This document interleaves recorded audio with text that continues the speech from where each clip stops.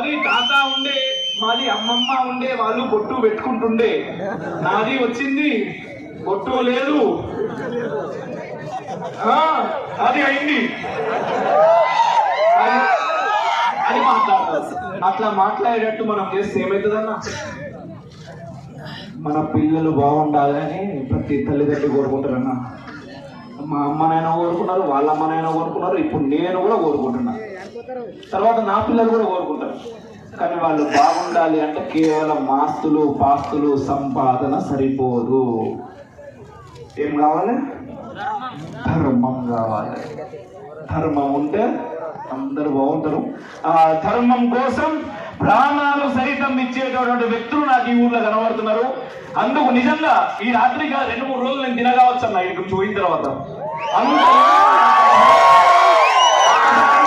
నాకేంటంటే ఇంకా మస్తు మాట్లాడాలన్నది, కానీ సార్ వాళ్ళు వెయిట్ చేస్తున్నారు. అండ్ మళ్ళా మనం కలుద్దాం. మీరు అక్కడికి వచ్చినప్పుడు ఎవరిని గుర్తుపెట్టుకుంటారు? అమోఘ్ దేశపతి నా పేరు గుర్తుపెట్టుకోరి. మనం బరాబర్ మళ్ళా కలుస్తున్నాం, కలవబోతున్నాం. కలుసుడు కాదు, పని చేయాలి ధర్మం కోసం. ఏం దేనికన్నా నేను సిద్ధం, మీరు సిద్ధం. ఒకసారి మళ్ళా ఏం చెప్తాం? ఏం చెప్తాను? నాకు నిజంగా చెప్తున్నా కదా, ఎందుకు అర్థం కాదు. చెవులు చక్కగా వినబడే భారత్ మాత జయ అన్నప్పుడు నా కళ్ళు మాత్రమే పనిచేస్తాయి. ఎవరెవరు చేతులు లేపిర్రు రా అని చూస్తా నేను.